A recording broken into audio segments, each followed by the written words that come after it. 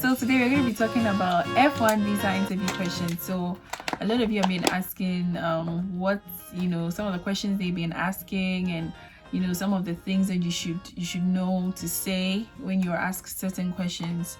Well, today I'm here with my housemates and courtsmates. Hi everyone, my name is Tino. I'm from Lagos, Nigeria. You get away. We have to show that we're from Lagos. So today we're going to be sharing our visa interview questions experience. So he has a dialogue of what ensued between he and the consular on the day of his interview, and I have the same thing. The reason why we do have this is because we usually put it together just to help others who haven't yet been for their interview. So most of the questions are very generic. They ask you questions based on your I-20 and extra questions based on the answers you give. So some of the questions we might be talking about might be similar, but he will just share his experience and I'll also share my experience, and hopefully based off of this stuff that we share with you, you should have an idea, a fair idea of some of the things that he asked, then you can prepare adequately. So let's get right into it. Okay, so my interview was slated for 11 a.m. on I can't remember the date, but I got there around 9. You need to get there like 2 hours before, because you definitely be very nervous. My nervousness was like 2 weeks prior to the interview, like a week to the interview. I couldn't eat. My mom. I think the night before. I think 2 days. From 2 days before my interview, I couldn't sleep. I couldn't sleep for like a week. Sleep for like a week because the way people have, made it seems like, hey, US interview is so, you'll be feeling it. But like, you just chill. As much as you're chill, you need to like prepare adequately. Like that, I will not. That I can't stress on it. Like, you need to really prepare for your interview. So I got there around 9. I entered around 9:20. I was outside till around 10:20. We were allowed inside. The people who were supposed to have their interview around 11 a.m. were allowed inside around 10:20. So got in because of the corona. So our interview were expedited interviews because the US embassy, they were not working during the same time during that time. So we had to apply for an expedited appointment, and this is something I'll do in a different video.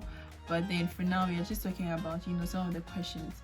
So because of corona, we had to sit and wait outside so people get out of the interviewing room, or however I should put it. So basically, when I got there, we were asked to sit down. We went to, there's a place you go, step 1 and then step 2. I went to step 1, and step 1 I met a black woman. I was like, thank God. I thought that was the interview. I was in my mask. She didn't ask me to take on my mask. I'm like, oh my God, is this it?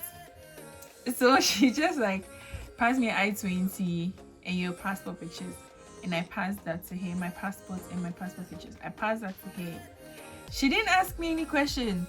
I was like, wait, what? Is this it? I was thanking God. I was like, because of corona, no one asks questions. I was like, I was so confused. Like, is this really it? Like, they're not gonna ask any questions because we're wearing masks and stuff. But then I realized that some people were sitting on the other side, and they were actually keeping longer at the booth. So I was wondering. So I looked around and I saw step 1. And then I saw step 2. I was like, oh, okay, that means the interview is at the step 2 side. There was this one lady who most of the people were going to her were bounced. When I say they were bounced, they were denied. Like, once they give you back your passports, everyone there is going to see, and you'll know that they bounced. Everyone will be listening to your conversation. Yes, that's so you know if everybody in the hall at the time will know if you were accepted or rejected. And it's so uncomfortable. And also you will see if other people before you if they were accepted or Oh, rejected. no, yes. Yeah, you can see. So Everybody. it's like everyone wanted to go to the other. There's another lady who I think people were more comfortable with. I think she was issuing more visas than the other. The other was denying a lot of people. So I was like, hey God, hey God, hey God, hey God, let me go down, let me go down. But when it got to my turn, the woman who was denying people was the one who was free. And it's not like, yes, I couldn't do anything. I had to go to her. I was like, hey God, this won't be my story. So I went to her. I was nervous. I was so nervous. But then yes, so I'm going to just read out. I put it together. So this is just how the interview went, literally. So yeah, I got to a consular. She's just like, can you pass me your I-20 and passport? And I was like, all right, here you go. I wanted to keep that verbal, you know. I didn't want to just pass, be silent, pass, just be silent. I was just like, all right. So I grabbed it and I was like, here you go. And she said, your name is Irene. And you know, my name is actually interesting. My name looks like Irene, but it's not pronounced Irene. So I corrected her and I was like, Irene. And she was like, oh really? And we both giggled. So it sort of broke the ice, you know. Then she said, can you take off your mask? Because usually when you give them your passport and you're wearing a mask, they'll ask you to take it off just so that they could compare your face and then the one on the passport. So I took it off. And then I gave a smirk, you know, I smiled a little bit, and she was like, okay, that's all right, you can put it back on. I put the mask back on. Then she asked, so you completed university what year? And I said 2017. I was like, I completed in 2017. She's like, do you have your transcripts? I said, yes, I do. And I handed it out to her. Then I said, I also have my certificate. Nobody asked me. Oh. Nobody asked me. I open my mouth, say I have certificate. If you are not asked the question, don't go up your mouth.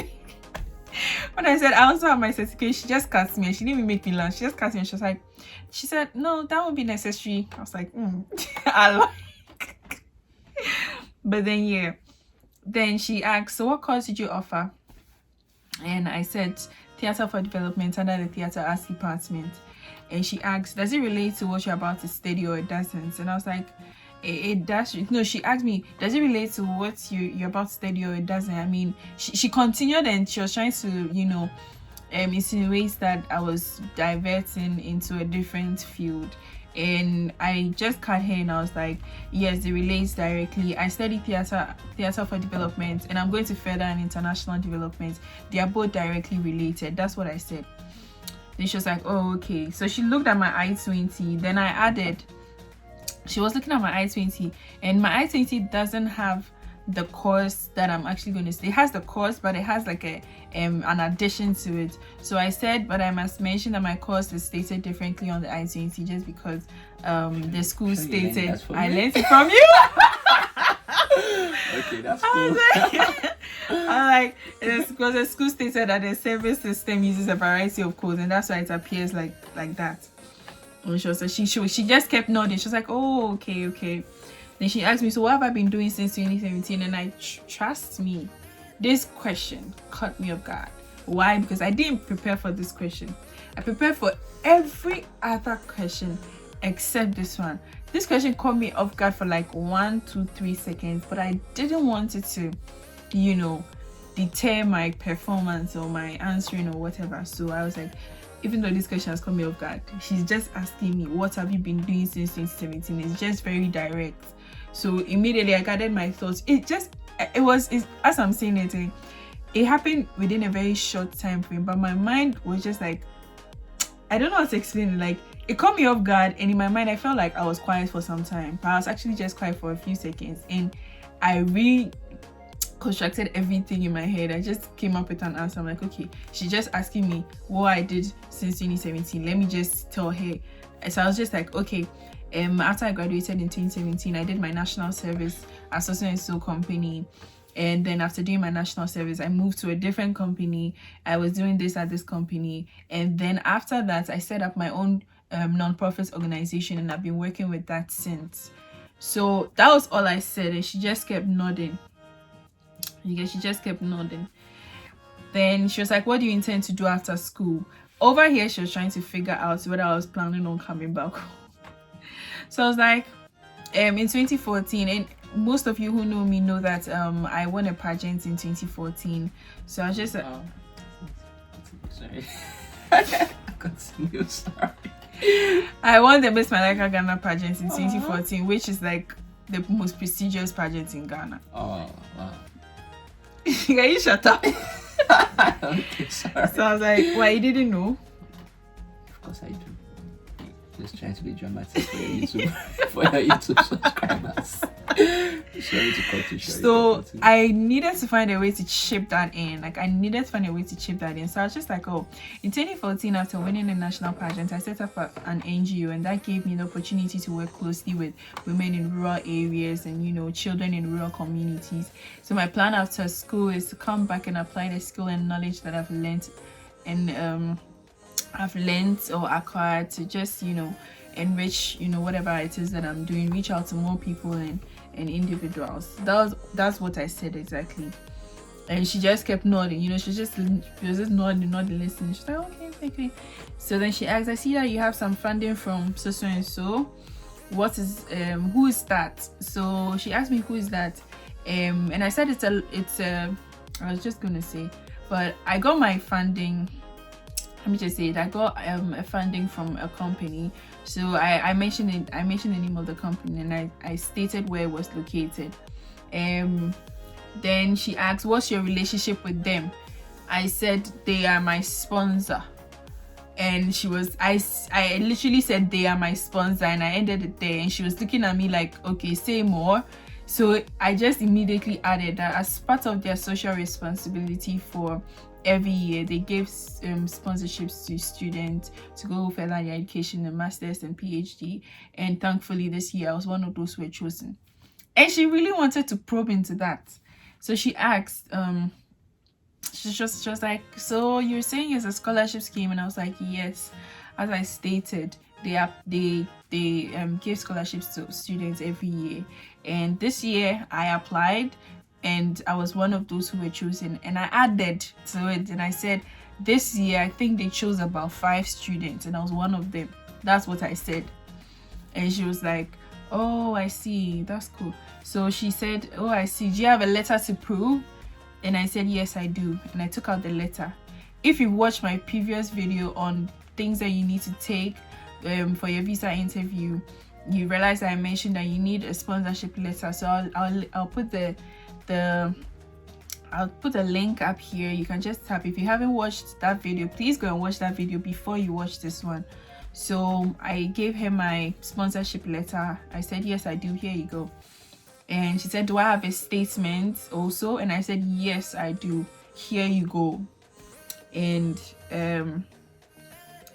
she put my passport. So she immediately after she went through the statement, she gave it back to me. She put my passport behind her in a box. And the moment she did that, I was like, hallelujah, hallelujah. Hey, look, the feeling, I promise, guys, I can't express how, like, I was so elated. Like, if there's another word I can use to describe, I was so elated. Like, I was so happy, but I couldn't express it there. So I'm like, keep calm. She put the passport behind her, and at this point, she was just typing,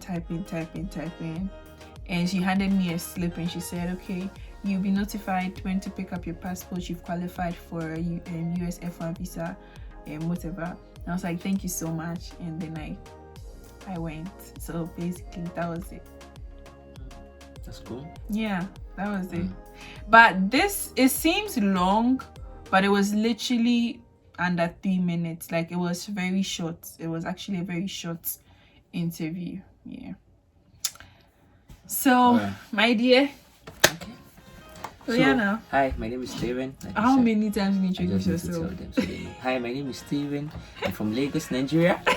Okay, so yeah, so I had my F1 student visa interview in Lagos, yeah, at the US what do they call it? It's not embassy, consular, yeah, in Lagos, yeah. And I had it on the 30th of October 2020, you know. This is 2021, so for people that might be watching this video in 5 years and all that. Yeah, that's true. Okay, so mine was very short, but I would like to say some things before the interview. You see, I haven't gone through the whole school application and getting a tuition scholarship from my university and all that. And basically, what is standing between you and moving to the next phase of your life is that interview. And I can tell you that all the interview will not be more than 5 minutes. So basically, you have 5 minutes to prove your worth, basically. Yeah, to prove yourself if you'll be going or not. And I can tell you that once you miss it the first time, once you are rejected the first time, it gets more difficult. So you want to ace it at your first try. So that was the understanding that that was the understanding I had all through my preparation and even on the interview date. So first, let's talk about preparation. I spent a whole lot of time preparing for my interview. I can tell you in total, I spent about over 3 weeks, maybe a month or so. And in a day, I was spending maybe 2 to 3 hours on my preparing for my interview. So you can see how, I really did prepare. So I know, I understand. So I really did prepare because it was something that I really wanted. At first, when a friend of mine told me he spent about 50 hours preparing for his interview, I did not understand because in my mind I was like, is it not English we are going to speak here? Do you understand? Is it not just question you ask me and then I'll respond? But when I actually started taking our time to look at the questions and all that, and then I realized that, so this is how it works. So it's pattern. You start seeing the patterns. People that get approved and people that get rejected. There are ways they respond to questions, and there are ways that there's a way you respond to questions that you'll be rejected, and there are things that you will say that will make them send you home, or then they will give you the visa. So I wanted to study the response of people that were approved, and so that was why I spent that much time preparing and all that. So in preparing, I had to talk to myself. Like I would ask myself the question, I would walk on the road, answer it and all that. I spend a whole lot of time doing that so that I can be confident. For me, my goal was that I didn't want to think at the spot. I wanted to think about all the questions they can possibly ask me in this life, and they have a response for it before that day. And not just have a response, have the word verbatim, like this is what I'm going to say on that day. So I had to start reciting it severally to myself so that on that day I know what to say at a particular time. If you try to box me here, I know how to come out of the box and all that. So I really took out time to do all that, and it really helped me. So in preparing, let me just tell you a few things. One, there are some Facebook pages you can join that will have F1 visa preparation and all that you can join, where people can post their transcript. So what Erini just shared right now is a transcript of our interview.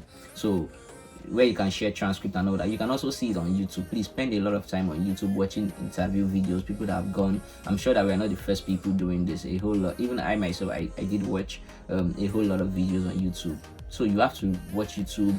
You can see some people, you can see maybe blogs and all that, or websites that prepares you for these things. The truth is that they ask you almost the same similar questions every single time in each country.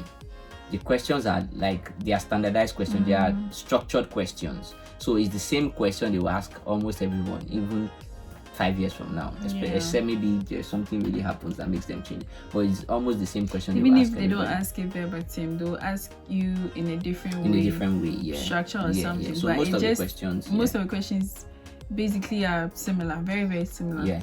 So what are the things they want to be sure of? First thing, they want to be sure that you can afford school in America. That's the financial part. So if you have a scholarship, you already ace that part. You don't have a problem with that. Second thing, they want to be sure that you understand your program, or you know what you are going there to do. So they want to be sure that you're going to school. So that's when they can ask you questions about your program, or what did you do in the past and all that, to be sure of that aspect. Then lastly, they want to be sure that you don't have intentions to stay in the US beyond your study. So here's the thing, not like they don't want you to stay beyond your study, they want you to be in the US legally.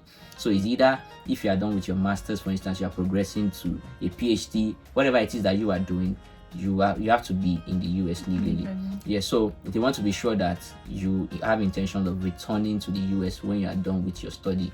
Maybe that might be after master's or PhD, whatever, but you have intentions to return to it. So you have to prove that to them. And this question might not be direct, like, do you plan on coming back to Nigeria after your study? They won't ask you that. They will probably not ask you that. They might ask you, what is your plan after your study? So you have to, through words like that, through questions like that, you have to prove to them that you intend coming back. So I'll talk about my interview. My interview was quite short, and I'll tell you the reason why it was very short was because I spent a lot of time preparing. So because I spent time preparing, I didn't spend so much time in front of the visa officer. So my interview, like I said, not to cut you, but it varies. You can prepare all you want, and your visa Yeah. interview can still be long. It Yeah, depends on yeah, who is yeah. interviewing you. It could be Yeah, long or short. yeah. The person can just be. There are some people who they might not even ask you relevant questions. They're just asking random questions. So Yeah. it's not. You people should pray. Look, You people we'll should come pray. to that. See, they share. Okay. When we are down, talk about the prayer aspect. Okay. Blow tongues, I promise. Wow, interesting. Okay, so yeah, so my interview, on the interview day, mine was, I can't remember, I think it was a Friday or so, or there, but my dad took me there. Shout out to my dad. I'm sure you won't watch this video, but shout out to him. He took me to the interview. So it was around that day. So the way Lagos is, the way the consular is in Lagos, you just stay at the car park. When is your time, you go for your interview. So during the period, we went for hours during the COVID-19 period, and so they were only interviewing just students. So we have lesser people at the consular. So because of that, my time was for 11 o'clock, but I was already there by 7 a.m. or before 7 a.m. in the morning. Yeah, I mean, I needed it, and I'm here, and I'm glad I woke up early that day. I went there, I'm still here. Oh, okay. Well, Lagos people, we do things differently, so we have to wake up early. Well, that's because of the way Lagos is. You have to wake up way earlier than everybody if you need to get somewhere. So I was there for 7 a.m., but my interview was by 11. And so when I got there and I saw people queued, I went to meet one guy. I said, guy. Sorry. I said, guy, who are these people they are calling it? They said the 6 o'clock people. I said, Jesus is Lord. Oh, really? Yeah. I mean, this was past 7. So they were just calling it 6 o'clock people. So the guy was for 7 or 8. So I said, oh wow. So like when we started having like a mini discussion outside the consular. So people were like, so I started asking you, what time are you? This one said, oh, I'm 8 o'clock. What time are you? I'm 9 o'clock. So one of the ladies asked me, so you, what time are you? I said, I'm for 11 o'clock. And they all started laughing. Bruh, what are you doing here? I told them I couldn't sleep, so I decided to come to the embassy, to the consular here. But that was it. So you have to be there way before your time. And I'll tell you the reason why you need to do that. At some point, so I was sitting at the car park. I was just chilling around the car park and all that. So I heard one lady. This was around 9 a.m. or so. But my interview was for 11. Remember? So around 9 a.m. I was just sitting at the embassy at the car park. I just heard a lady say randomly in Yoruba. I'm Yoruba, by the way. So I heard this lady say randomly in Yoruba language that she was talking to someone else entirely that, hey, what time are you? So the person said, I'm for 11 o'clock. So the person said, you better go there now. So the lady said, you better go there now and join them. That today is Friday, and they usually don't take a lot of time on Friday. So I just heard that. I'm like, oh wow, for real? So I told my dad. So my dad was just seated somewhere. So I told my dad that, do you know what? I want to go and check these people. So he said, oh, you want to check? I said, yeah, let me just go and check the people they are calling in right now. So he said, okay, cool. So I went with my documents. Yeah. On getting to where we queue to get into the consular. So immediately I got there, one lady just came, hi. So if you are from 9 o'clock to 11 o'clock or whenever, I joined the queue. I mean, I was like, wow, Right really? on time. So I just went in with them. So everything was just normal protocol. They will check all your documents that you have everything. I'm sure you did a video. Same thing. Yeah, so she Irene did a video regarding documentations and all that. So you have to go with your documents and all that, and then so we just check everything. They check that you don't have weapons and all those things that you're not supposed to come to the consular with. And then so once you're done, then you go into the main place where you'll be interviewed. Now this has, first they will verify your documents again. They'll be sure that you paid your visa fee and other fees that you're supposed, service fee. I'm sure you spoke about service fee and other things. So they'll just make sure that you have all that all checked and all. So I don't know, for people that are I don't really know how banks work in Ghana and other African countries or other countries now. But in Lagos here, there's a way banks function. So if you are going to deposit money or maybe withdraw in the banking hall, so you queue inside the banking hall, and whoever teller, what do they call it, person is available, then you just go to the person. It's like that in Accra too. Oh, it's like that. Oh, okay, great. So you just go to whoever is available to attend to you. You just go to the person, and the person attend. That's exactly the same way it is for F1 visa interviews. I don't know if for other countries but for American F1 visa, that is exactly the way it is. So right in so it was just two people, two white guys were interviewing us that day. I think one is like Asian American and one is like American, like a white American man. So I noticed, so the way it is here, they are speakers.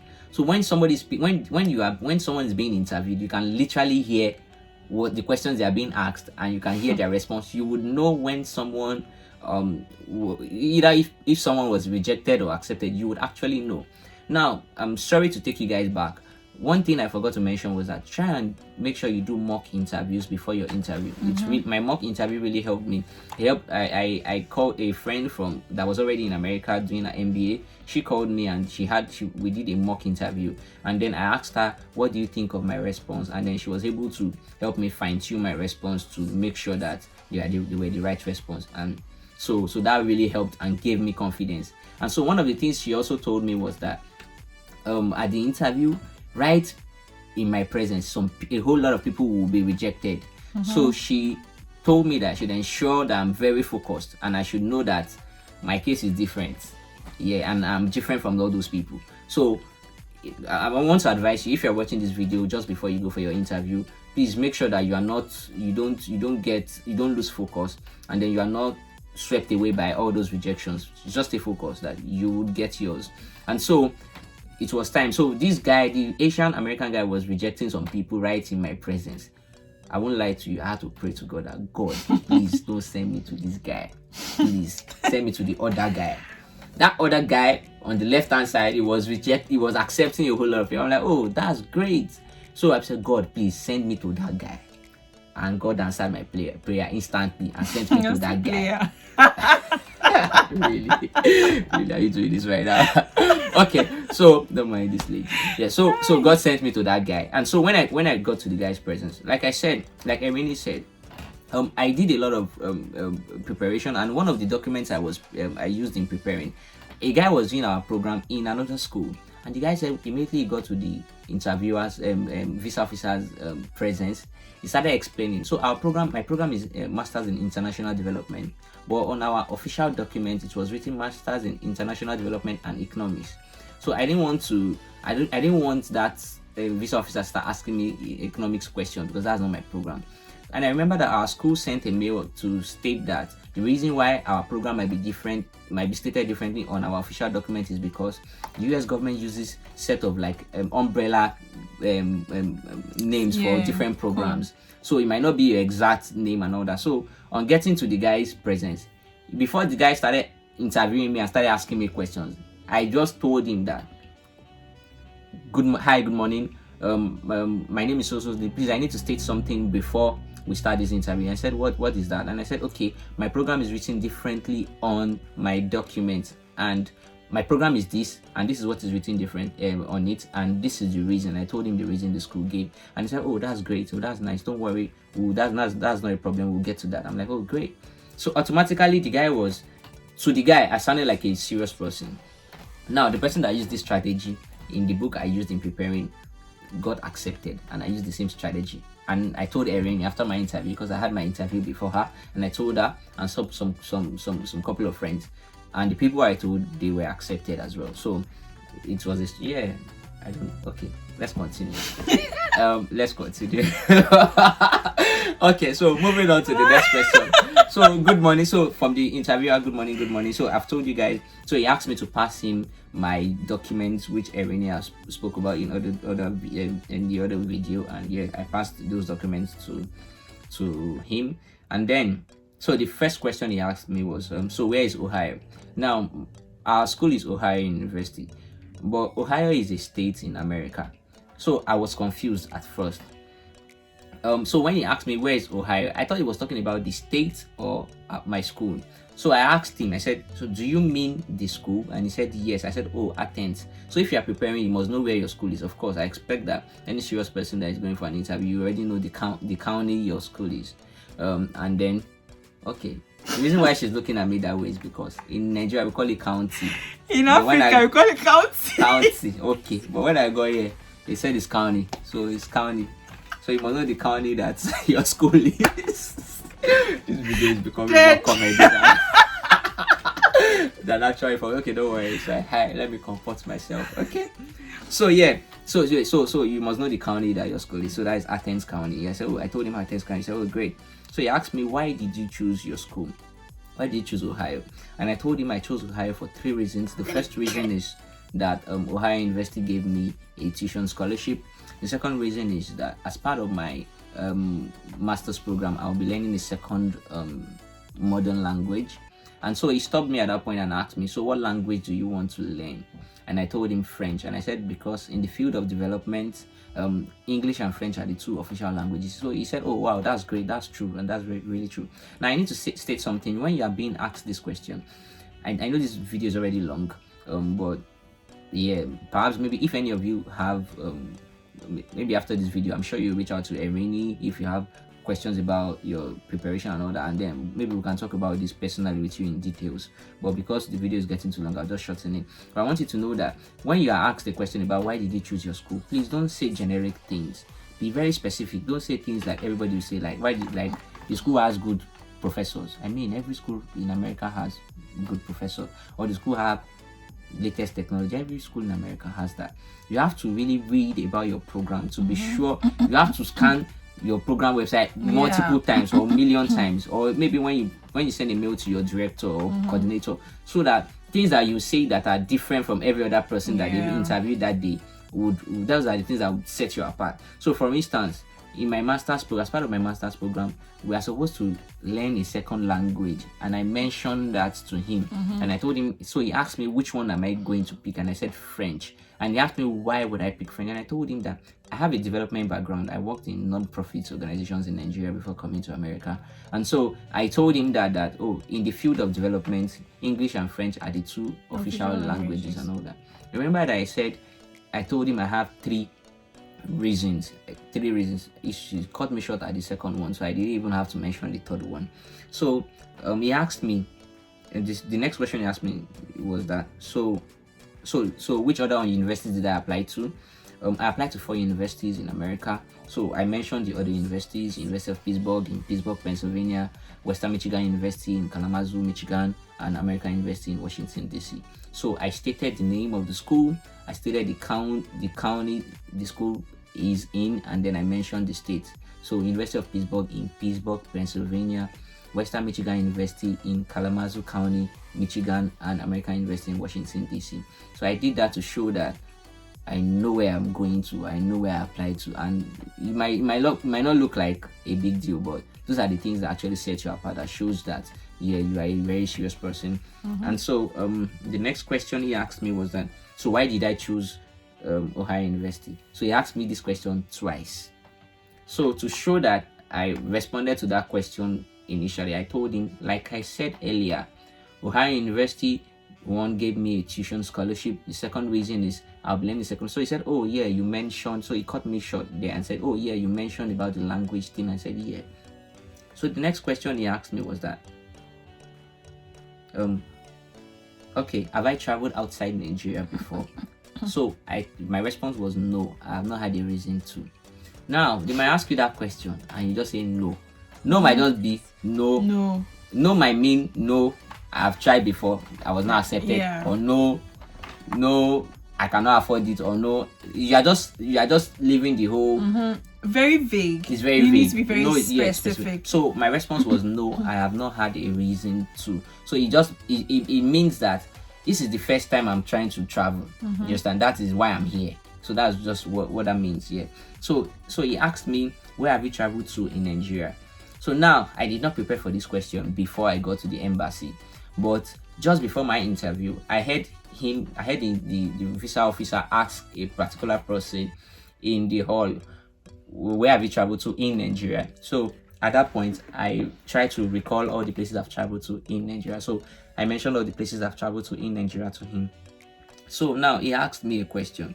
So who is paying the rest of your fees? I want to advise you, if you have a scholarship, please make sure that when your interview starts, look for all the means in this world to mention to the person, to the interviewer, that you have a scholarship. You might think that he is going to, or since my document is with him, you will see it on the document. He might not look at it. He might just collect it and he might not look at it and see the part that you have a scholarship. So you have to find a way to mention to him. So remember that I said, when he asked me why am I going to Ohio University, I told him Ohio University gave me a tuition scholarship and all that. So you already knew it at the back of his mind that I have a scholarship. And if you have a scholarship, they are more receptive to you. They are calm. They are not tense. Because they wouldn't want you to come and be a burden. You get it? Because once you get here, you become a burden. First of all, if you're on an F1 visa and you are in the country, you are not allowed to work off campus. You get it? So working on campus is not a substantial amount that can get you to pay your tuition and all of those things, accommodation and everything. It's just something to keep you going. You get it? So if you're supposed to work off campus, you need to apply for economic hardship and all of those things. That means you are becoming a burden. You get it? And it's not allowed. You get it? So even with that, even if you do the work, you won't be able to pay for the tuition. Exactly. So they want to be sure that you can actually pay for the tuition, or at least that, before you come. So that's why they ask you for a financial document. I'm sure Erin already discussed that in a previous video. So you need to mention that you have a scholarship. So when he was asking me this particular question, the question he asked me was, who is paying the rest of your fees? Now, so my scholarship covers tuition, but when you are going to the US, you have to show that you can pay tuition and your living expense and health insurance and all that. So I had to have financial documents for my living expense and my health insurance. So he asked me, and I told him that my aunt is paying for that. And then he asked me, how is my aunt related to me? And I said, my aunt is my mother's sister. That's my mother's younger sister and all that. So she said, oh, okay, cool. Then he asked me, so where is she? And I responded, she's in Lagos and she works for so and so. Now, my aunt works for a credible organization, which I don't want to mention the name here. But the question he asked me was, where is she? And I said, she's here in Lagos and she works for. I wanted to show that I mentioned her role, I mentioned the organization that she works for and all that. Based on the fact that it's a very credible international organization she works for. When I mentioned the name, she was like, oh, somebody that works in this kind of organization can actually pay the living expense of our in America. So that was it for me. And then the next thing I heard is, I'll be approving your visa. Wow. That was like the best sentence I've heard in my life. I mean, well, maybe if I'm ready to get married and somebody says yes, I do. Maybe that will be the next. But till date, that was the best. There's this feeling that comes to you that you cannot explain. You have to experience it. I'm sure. I hope and I pray that a whole lot of you that will see this video will get to experience that. There's no better feeling than that. Your work, like you put in a whole lot of work to get to that point, and then you get it. I got mine on the first try and she got yours too at first try. So you there's no better feeling than that. So I would advise you, if you are planning to if you are preparing for your interview and all that. My interview was shorter than Erin's interview. It was like around 2 minutes. Everything I said is around 2 minutes or less. Please put in the work and pray. She said she would talk about the prayer part, so we'll do that in another video. Oh, okay. Yes. So maybe we'll just blow tongues. So this video actually was just to tell you how our visa interview went, the questions that we were asked and stuff. If you want to know some of the things that you should know when you go for your interview, as you're going for your interview, we are going to record a different video, so you can just check it out on my channel. But this video was just purposely for you to know some of the questions that we were asked, or let's say all our questions that we were asked and how we went about it. So just check out my next video just to know some of the things you should know when you're going for your visa interview. And I'm sure most of these videos that we are doing, we definitely want to share our experience, just so that we can help you as well achieve your academic goals and all of that. And we are hoping that this helps you. We're hoping that you find this video some way, somehow, and then your academic goals can come to fruition. So peace out. All right, guys, all the best.